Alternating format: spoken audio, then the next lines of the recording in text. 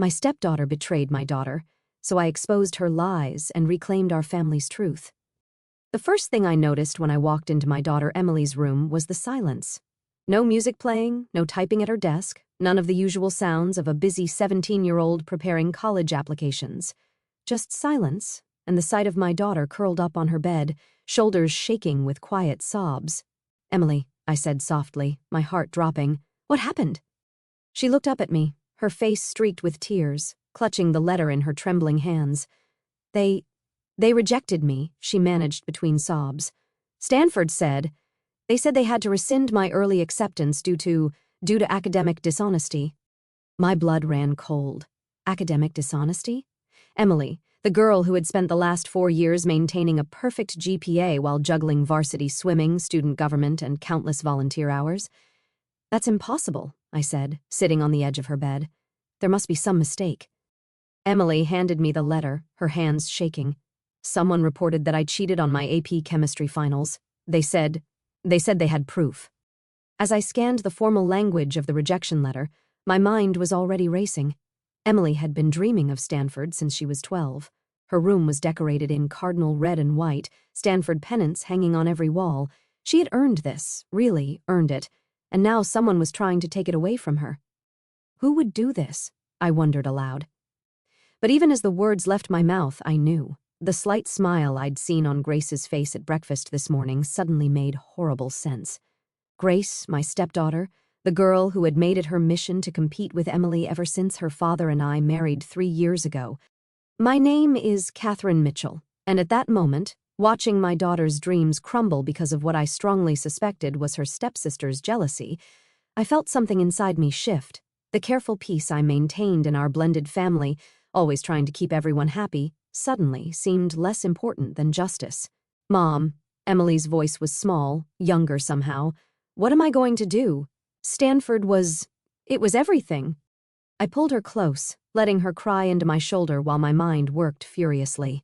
"We're going to fight this," I said firmly. "Whatever it takes."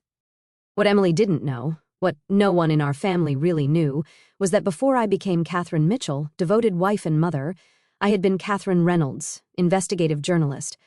I had spent 15 years uncovering truths that people tried to hide, following paper trails and exposing lies. I had stepped away from that life when I married David, choosing instead to focus on our blended family. But those skills? They never really go away? "I need you to tell me exactly what happened," I said, pulling back to look at Emily. "Every detail." Through her tears, Emily explained. The accusation claimed she had cheated on her AP chemistry final last semester, the same class where she had finally pulled ahead of Grace in rankings.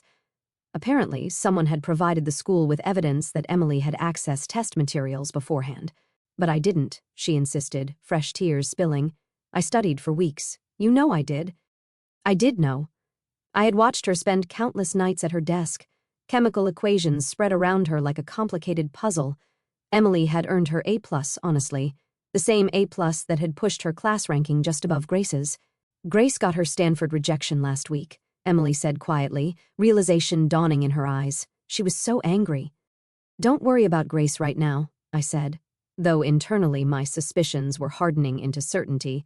"Just tell me everything you remember about the test day." As Emily recounted the details, I made mental notes: the testing room setup, the seating arrangement, the proctor's position. Every detail could be important. What Grace didn't know, what none of them knew, was that she hadn't just messed with my daughter's future. She had awakened something I had kept dormant for years, the relentless pursuit of truth that had once been my life's work. I waited until Emily had cried herself to sleep before making my first move. In my home office, I pulled out a notebook I hadn't touched in years. The reporter's instincts kicked in as I began mapping out what I knew and what I needed to find out. First step, the evidence itself. What exactly had been provided to the school, and more importantly, how had it been obtained? I opened my laptop and typed out a carefully worded email to Stanford's admissions office, requesting copies of all materials related to the academic dishonesty claim. Then I sent another to Emily's high school principal, scheduling an urgent meeting. As I worked, I heard footsteps in the hallway, Grace's distinctive gait.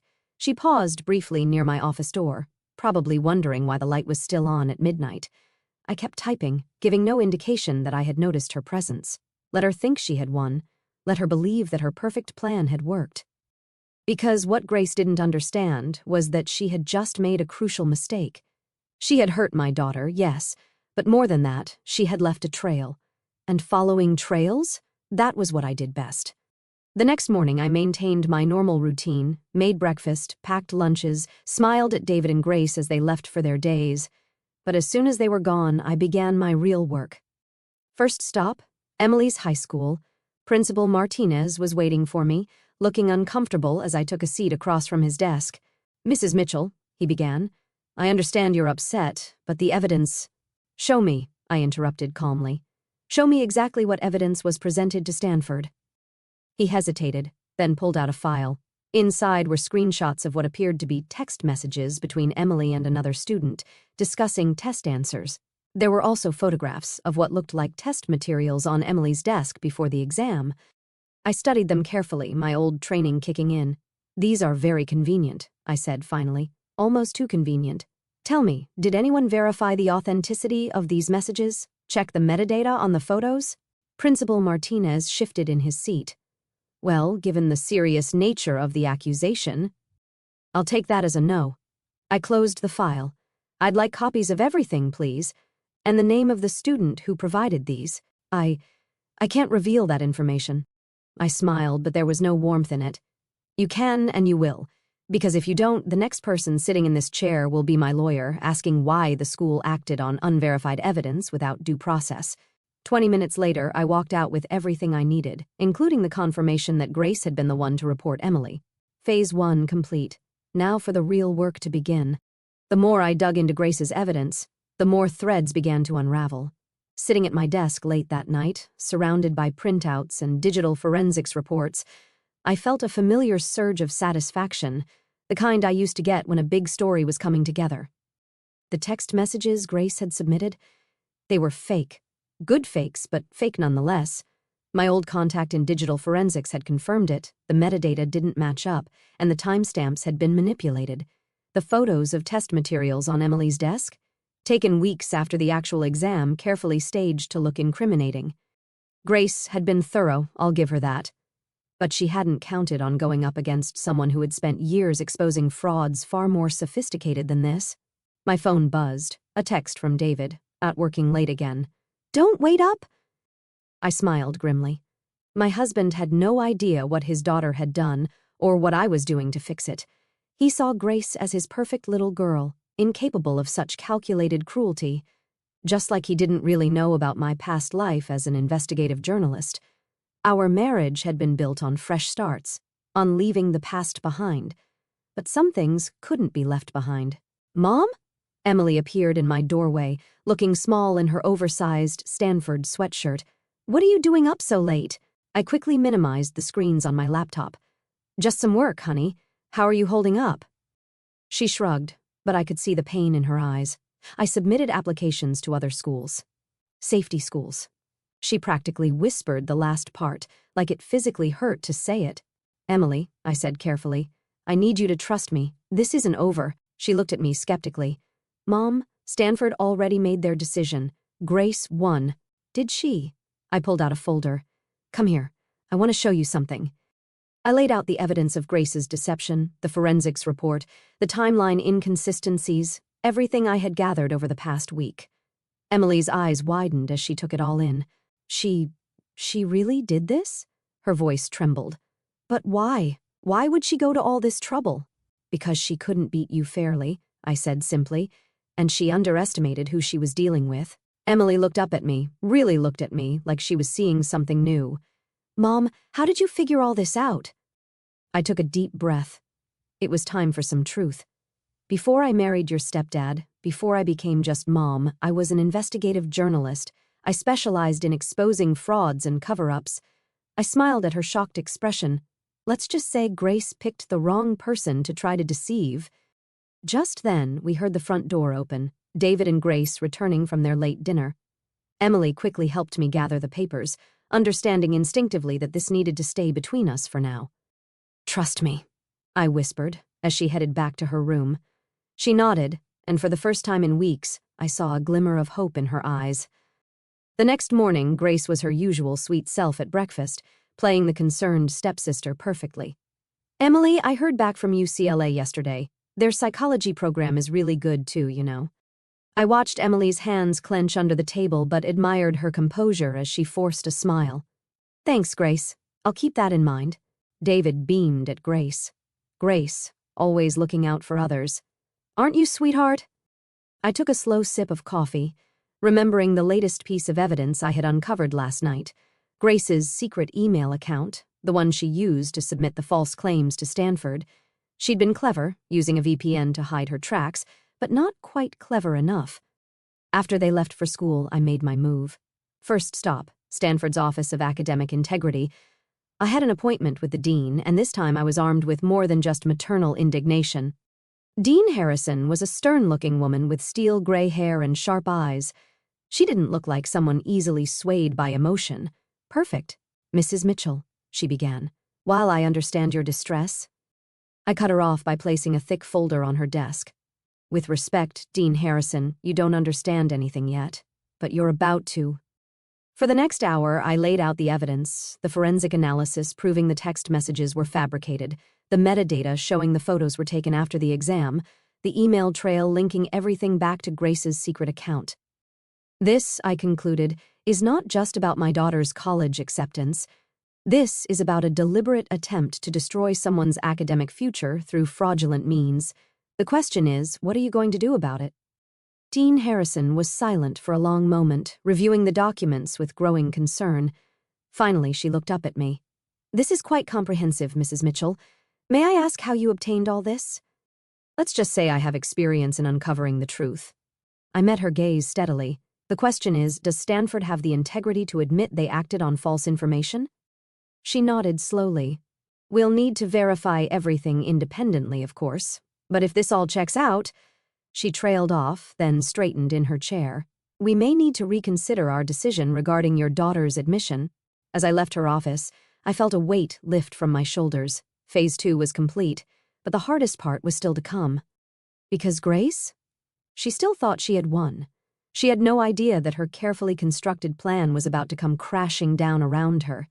And I had decided that the revelation would happen in the most public way possible, at her high school graduation, where she was scheduled to give a speech as salutatorian right after Emily would speak as valedictorian. That is, if everything went according to my plan. Graduation day dawned bright and clear. I sat in the school auditorium between David and Grace's mother, Janet, who had flown in for the occasion, the proud parents watching their children graduate. If they only knew what was coming. Grace was practically glowing in her white graduation robe, chatting with friends near the stage. Emily sat quietly in her valedictorian chair, her face composed but her hands fidgeting with the envelope containing her speech. What neither of them knew was that I had a third envelope tucked safely in my purse. "Can you believe both our girls did so well?" Janet whispered to me. "Grace was so disappointed about Stanford, but she's handled it with such grace. UCLA will be lucky to have her." I smiled politely, thinking about the email I'd received from Stanford yesterday confirming everything was in place. Yes, they've both handled everything exactly as expected. The ceremony began with the usual speeches, the principal, the school board president, various dignitaries. Finally, it was time for the student speeches. Emily stood first, walking to the podium with quiet confidence. Her voice was clear and strong as she began. "When I was little, my mom taught me that truth always finds its way to the light, that no matter how deep someone tries to bury it, the truth has a way of surfacing when it matters most." My heart swelled with pride. We had worked on this speech together, carefully crafting each word. This year, I learned that lesson firsthand. I learned that sometimes people will try to take what's yours, will try to dim your light to make theirs shine brighter. But I also learned that if you stay true to yourself, if you keep working and believing in what's right, justice has a way of prevailing. I saw Grace shift uncomfortably in her seat. Emily continued, her voice growing stronger. "So today, as we prepare to leave these halls and start our new journeys, I want to share something with all of you, something that proves that truth and justice aren't just words in inspirational quotes. They're real, and they matter." This was my cue. I stood up, drawing confused looks from David and Janet.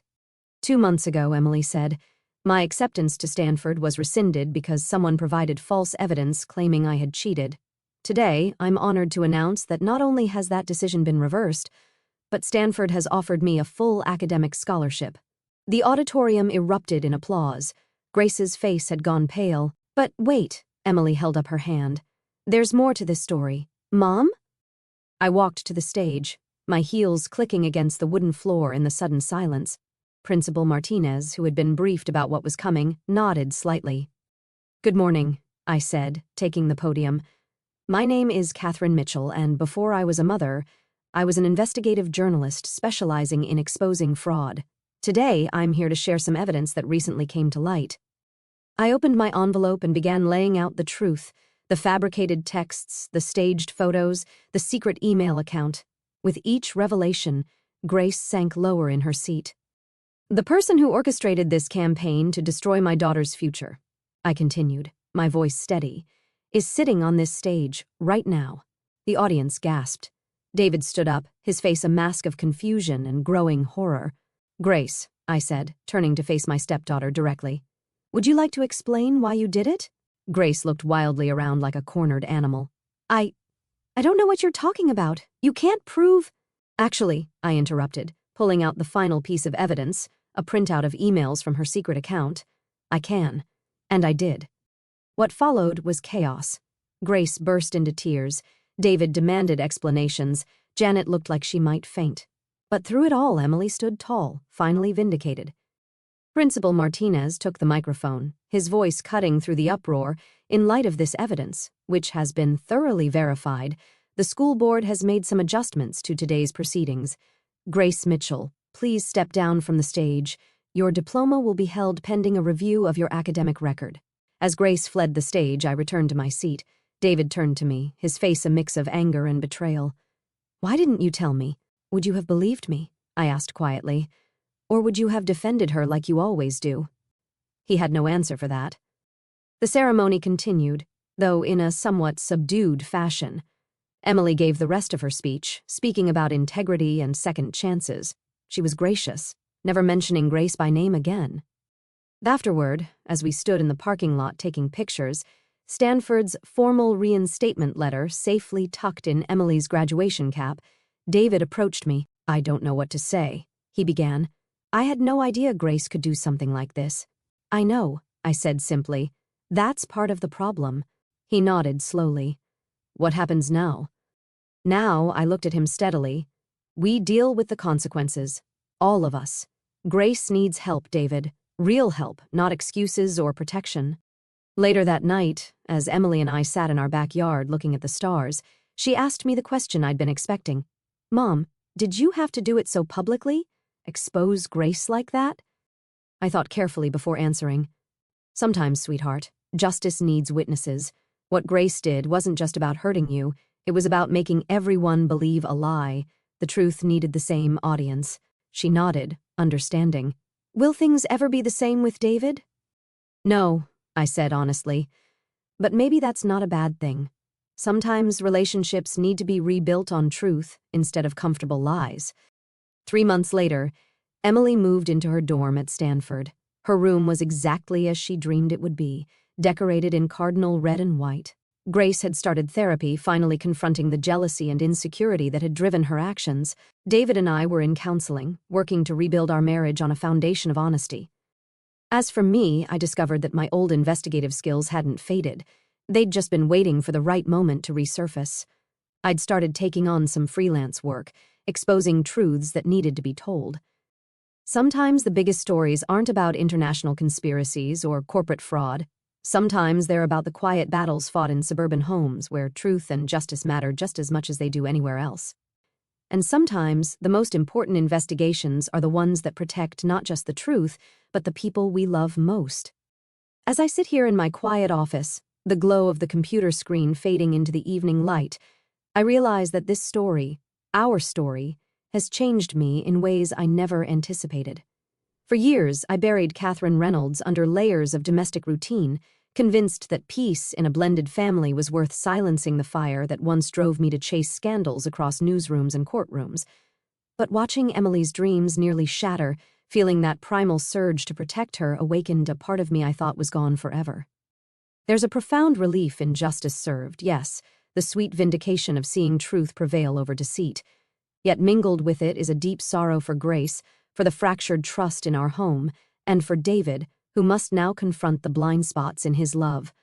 I'm proud of Emily's resilience, grateful for the bond it forged between us, but I ache knowing that healing will be a long road for everyone. In the end, this wasn't just about restoring an acceptance letter, it was about reclaiming authenticity in our family, in myself. I've learned that motherhood isn't passive devotion.